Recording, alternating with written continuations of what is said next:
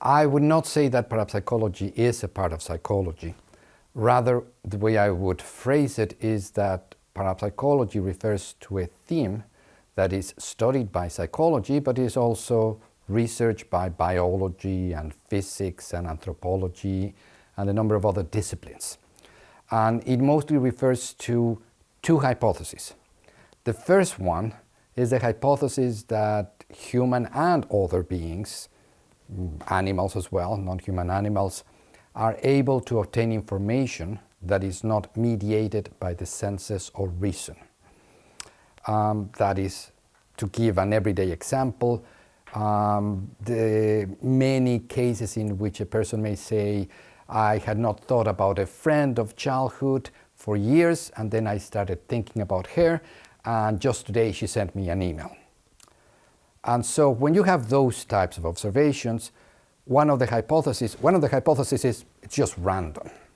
But the other hypothesis is that somehow, in some way, that person thinking of you affected you, or vice versa, but that somehow there was a confluence of information. So again, to make it simple, that you obtain information that is not dependent on the senses or your reason of thinking, well, it may be about the time of the month that such and such is going to call me.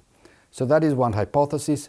The other hypothesis is that just the mind, direct intention, may affect physical systems without intermediary mechanical means. So to put it in a much more simple way, that the attempts to, for example, influence a system that produces random events, 50% of zeros and 50% of ones, when no one is trying to affect it, the hypothesis is that people may be able to affect it so that there will be a small difference, so that perhaps people who want more ones to show up will end up affecting the machine to produce 51% of ones and 49% of zeros.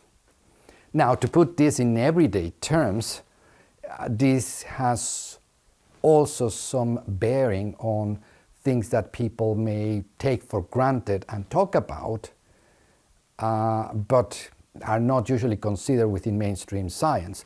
For example, whether the notion of people wanting to send you good wishes, healing wishes, may affect your physiology, may make you become healthy a bit sooner than if they hadn't done it. Now, please notice that in both cases we are talking about small effects. We are not talking about, I can read your mind, I know what you're thinking. That's not the case. Nor I can make things fly in my office. We're talking about some aspects that nonetheless have a very striking implication for consciousness. Because if consciousness is not bound by the senses, if the intention to affect something is not bound just by the body or extensions of the body, then that makes consciousness be something far more interesting even than we ordinarily think it is.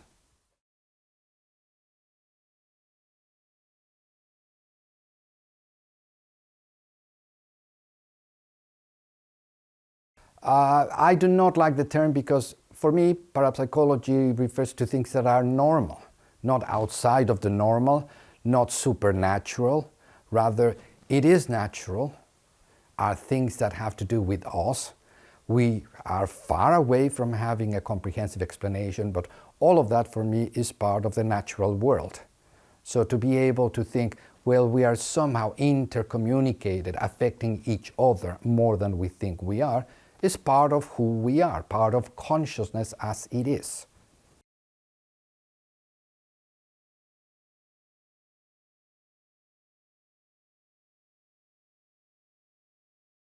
Let me start with one thing. Parapsychology is not a mainstream topic. It is not something that you are likely to find a lot of courses about. Having said that, very eminent people in physics and psychology and chemistry and invention have been interested and done research at times on parapsychology. Just to give you an example, the other day I looked at a list of the 10 most important people in science throughout history. And it's an arbitrary list.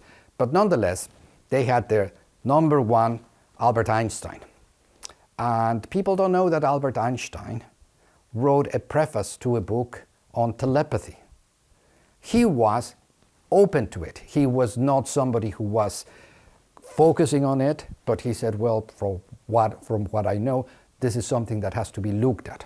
So there is Albert Einstein. Marie Curie, arguably the most important female scientist and one of the most important scientists, period, of all time, was also someone who went to explore seances with her husband, and they both won Nobel Prizes. If you want to get closer to our time, Freeman Dyson, a very well-known physicist, wrote as well a preface to a book on parapsychology, and so on. So in a web page that I keep, I have now found more than literally hundreds of very eminent people who have written about, in support at the very least, to the study of this phenomena, that they do not take it as being outside of science or being a superstition or anything like that. Now, when we get to our much humbler level of Lunds University or other universities, there are people in good universities who are carrying this work. Lunds University is in the top 100 world universities, and I have a chair. I have a position where I can do work on parapsychology. Caroline Watt is in another top 100 universities, University of Edinburgh, and she works in this area. Brian Josephson, Physics Nobel Prize winner in Cambridge, writes and is very supportive of the area, and other universities in the Netherlands and Germany. So it is not a topic that you're going to find in every university or in most universities, but you have very respectable scientists who are doing work on this area and have been doing work for decades.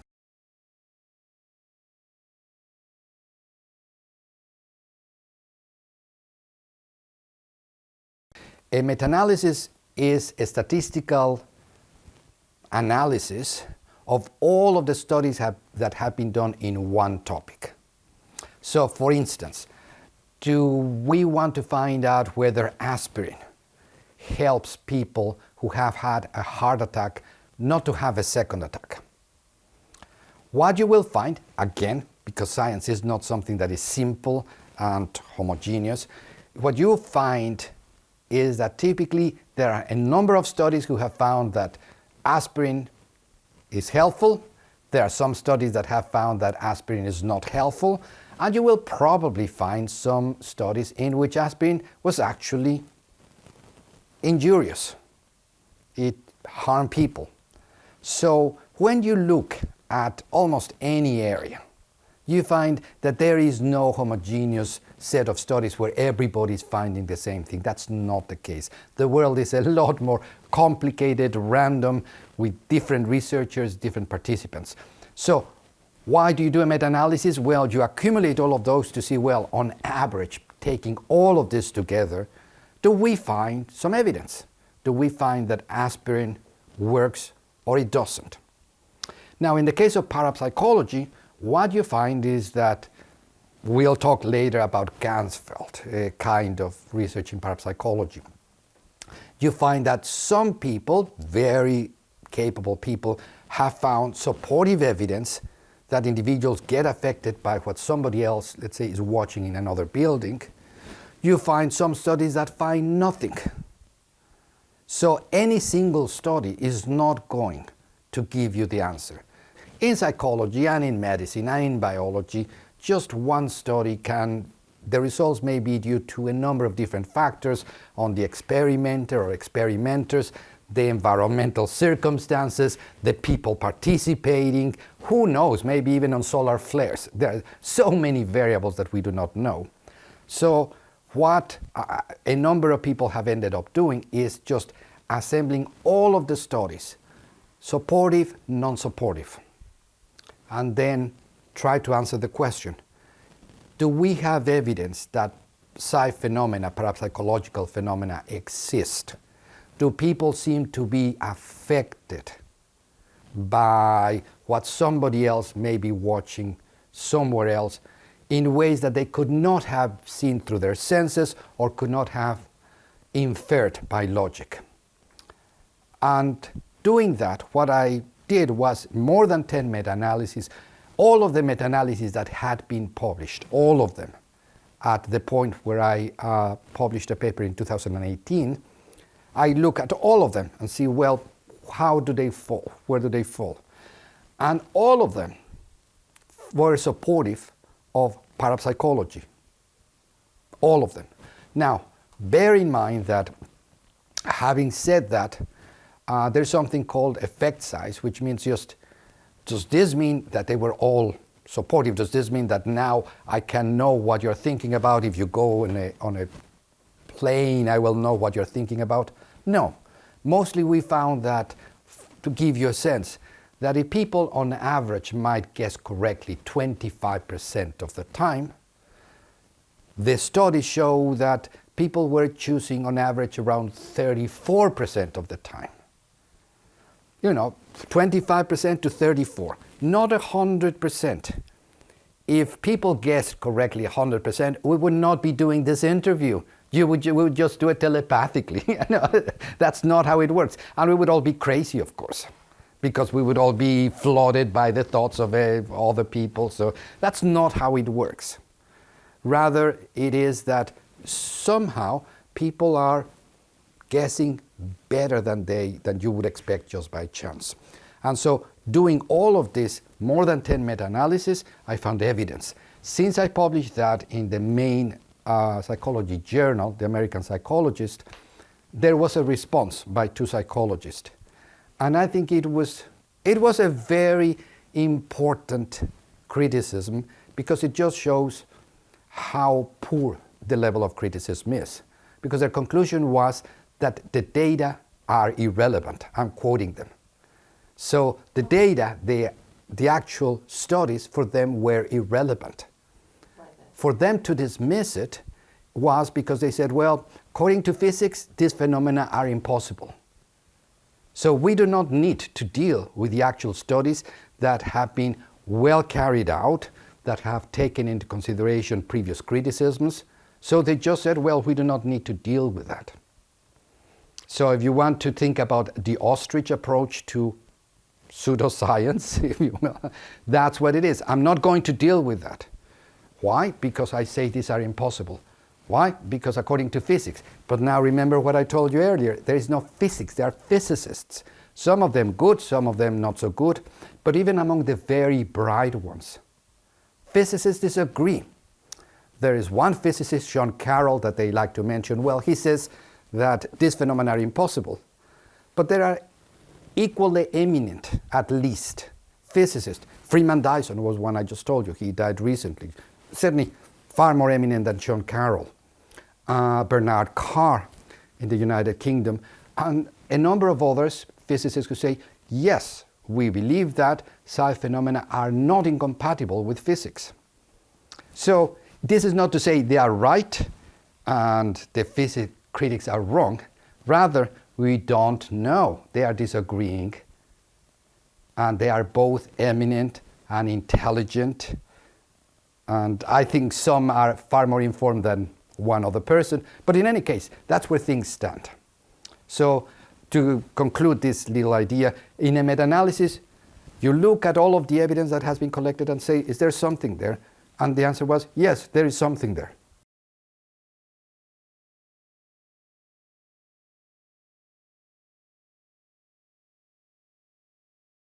How do these meta-analyses in parapsychology compare with meta-analysis done in, for example, medicine or psychology? And they were very similar. In all those other realms, you also have the same kind of results where some people find an effect and some people do not. Same thing.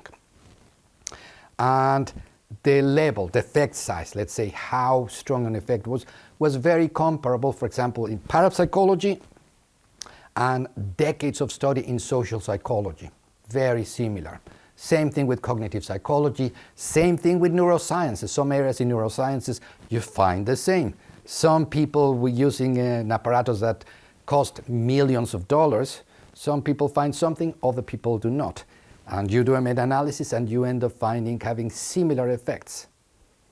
So some of the critics have said now, well, yes, you found that, but because this is impossible now, we are not going to consider it, which is sort of begging the question. Whether it is impossible or not depends on, does it happen? If it happens, well, it is possible. We should find out what the best explanation for this is, but if it happens, it is, period. Meta-analyses are done all the time in science. They are used to make decisions of whether to use a medicine or not. They are not infallible. What one does in science is try to look at all modes of understanding, at least in my ideal science, to look at very different methods and see what the evidence looks like. And for me, the evidence for psi phenomena is not overwhelming, but it is clearly suggestive that there is a validity to psi phenomena.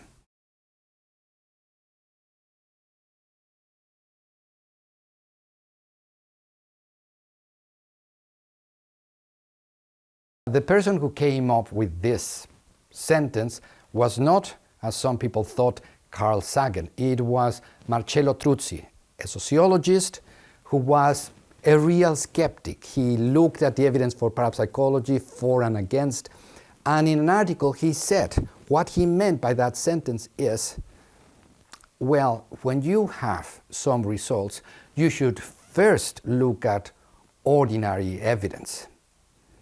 Could it have been that if, for example, I guessed that you liked black, could it be that I have clairvoyance, or is it a matter that I'm seeing how you're dressed and I just come up with an obvious explanation? So you should first go with ordinary explanations. When they are not sufficient, then you should go to an extraordinary explanation, let's say a parapsychology explanation. So actually, when he wrote that paper, he was defending the fairness, the appropriateness of using parapsychological hypotheses when ordinary explanations do not account for this. And the meta-analysis say ordinary explanations such as, well, people are not finding enough positive results, the studies are done sloppily and so on. When you look into those, you analyze them, and they are not good explanations, then you go to an explanation such as, well, we are in greater communication probably than we think we are.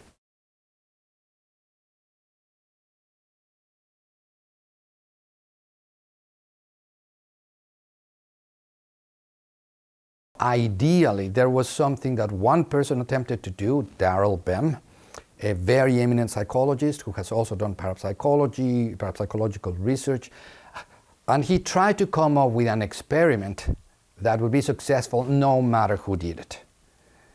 And even though he found supportive evidence for his studies, he did not find what he wanted. We haven't come up with a study in which every time you are going to have successful results. But what I would say is there are many areas in life, such as creativity or emotions, where you say, well, can you anytime, every time that you want, come up with a poem? No, even professional poets. Sometimes the circumstances are appropriate and they produce something, and sometimes no matter how much they want, nothing comes out of them. So, ideally, and no one in the area has come up with, and that is obviously something that we need to work, nobody has come up with the study that will be successful every time. But I would say that's the same thing in a number of areas, in regular psychology, in regular medicine, in regular biology, and so on.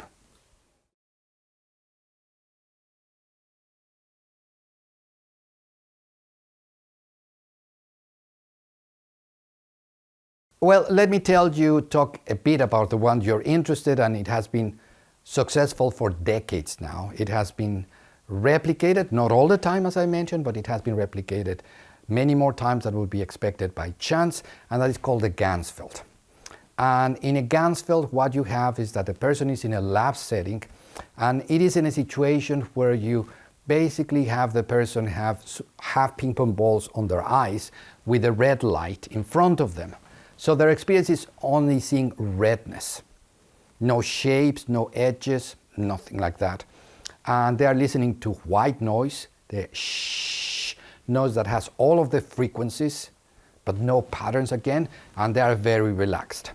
So you place them in that context because the idea is that by receiving just homogeneous, non-changing sensory stimulation, they may be more open to what is happening in their minds, to perhaps a parapsychological influence. And so you do the study by, for instance, having a person, and this is something we have done here, having a person in another building and having me being in this building and listening and watching a film clip. That could be of anything. It could be about action films, romantic films, documentaries, nature documentaries, industrial documentaries, cartoons, anything. And I do not choose it. The computer chooses at random. So it is not the things that I may be more interested in. So the person is over there, I am here, and I start watching one film clip out of more than 100 chosen at random. And then the person over there is in Ganzfeld, starts saying whatever is going on his or her mind. Says, I suddenly saw Alice in Wonderland and there were some flying pigs. And I do not know why I thought about Eskimos. And tells whatever is going in his or her mind. And then at the end of the session, someone who is not me, somebody who does not know which film clip I was looking at, goes to that person and shows, let's say here, 4 different film clips and ask her, which of these ones do you think Etzel was watching? And by random, people should choose correctly 25% of the times, 1 out of 4. So the fact that the person chooses the correct one time doesn't tell you anything. Just by random that could happen. But if you do this many times, you can do statistics and then you can find out if people are choosing the correct one significantly more than would be expected by chance, which is typically the metric that is used in science. If they are choosing the significantly more than you would expect, and what we know from Ganzfeld studies is that people choose the correct one around 34% of the times. But overall, dozens of people have replicated, with very good control studies, have replicated the notion that people end up choosing more than they should by ordinary explanations, by ordinary means, by just the senses of reason. More than 10 different meta-analyses saying all across time, across decades, across different experimental paradigms, they all suggest that there is a psi effect. That is point 1, which is very important. Point 2 is that you then try to find out what variables can explain when people do better. And this would refer to what I told you a moment ago. There is a meta-analysis that is about to be published that shows that when people are probably in an altered state, when people are using meditation or hypnosis and so on, they do significantly better than when they are just wide awake, they are not in Ganzfeld, they are just sitting in a chair, not doing anything particular.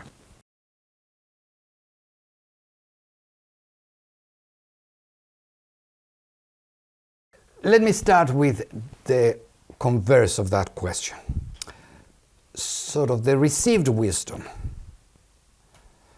has been mostly when we are awake in an ordinary state, we are in the best state of consciousness. We are in reality. And when we are in another state, we are distorting reality. We are not seeing it as it is. We are in a worse state.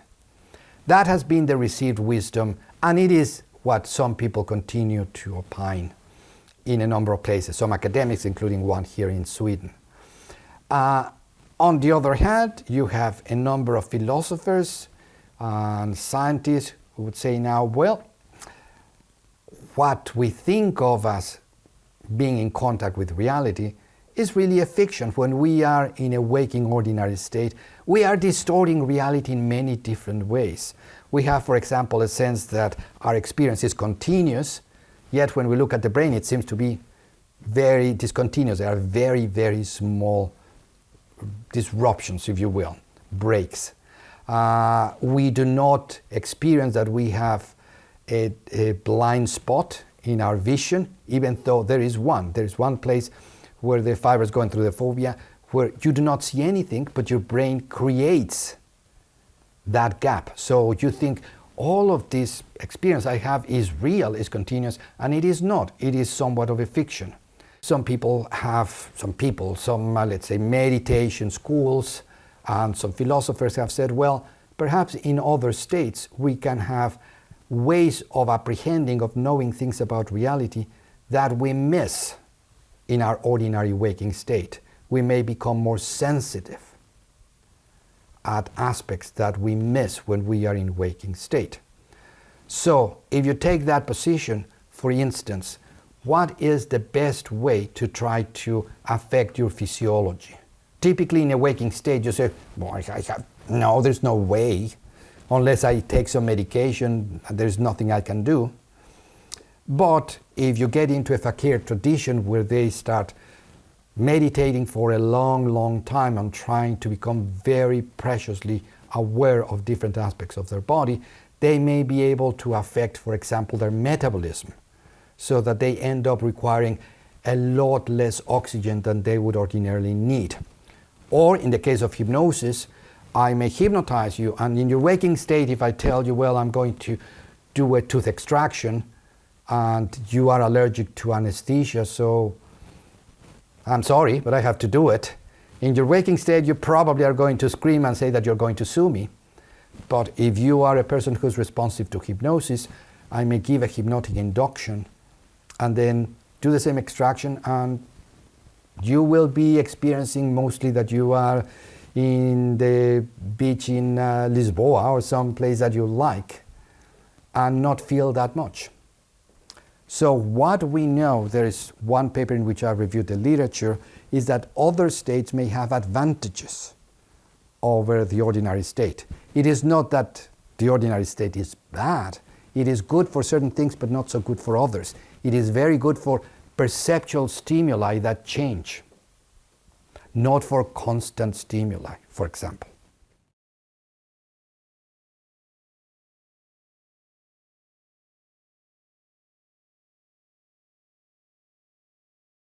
There are, even though, as I mentioned earlier, there are people in good institutions, people with good reputations who decide to risk their reputations to do this work, even though they are preciously few people doing work in this area. So when a colleague from the United Kingdom just did a comparison of, well, how much money has been spent on parapsychology research as compared with psychology research? And it was minimal. Somebody else earlier on, Scouten, a Dutch, did a study, and he found that in decades, in about 80 or more years of parapsychology research, the amount of money for psy research was equivalent to, I think, about the amount of money for 2 months of research in psychology. If I go to, let's say, I do research on mainstream psychology, I go to an fMRI lab here. That takes, just that machine, forget about salaries and so on, is millions of dollars. Just all of parapsychology research in the world probably is not as expensive as all the expense of that single fMRI laboratory in Lunds University. So, ideally, what should happen, people should get more the notion that from what we know of consciousness is that we know almost nothing about consciousness, that there is evidence for psi phenomena, that it may be compatible with at least some notions that consciousness is not local, in the sense that we may be affected what is at a distance or what may happen in the future, and that this is a hypothesis that deserves serious investigation and not just pennies, that should be well supported with people who are eminent, who are carrying out research not 1 year, not 5 years, but for decades. One of the things when people who don't do research, they say, well, why don't you come up with one study that shows that there is psi? I can tell you, there have been literally thousands of studies that have been supportive of psi. A single study doesn't do much. You have to have one idea, one hypothesis, and keep on going at it in different ways throughout years. And hopefully not only you, but a number of other laboratories are working at different angles of that particular question. And if we had this kind of network, we would be able to do much more than we can do nowadays.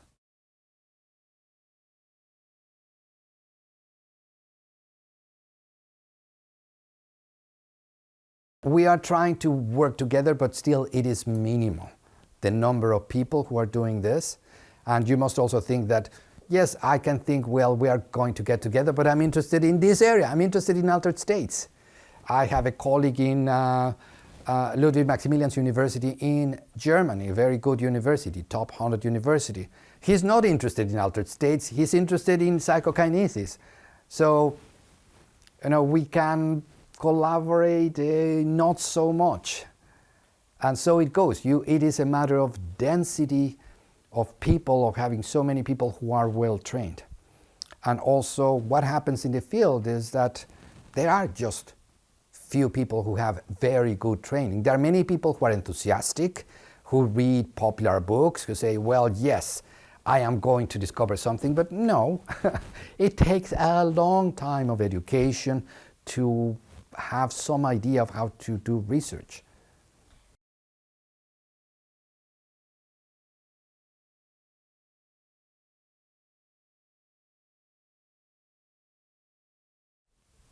I think one thing that I can think of is that given the current greater openness to think of mind or consciousness as being something more than we thought it was, that it would be better to integrate what we know with open-minded scientists and to try to come up with collaborations with open-minded people. The scientists do not need to be already persuaded, but they may have skills, abilities, and technology that we do not have. So I think that would be one important way to go on about doing it. And something that I have mentioned before, if we have something like the Bial Foundation, if we had other foundations that would give funding and support to this research, that would go a long way to help.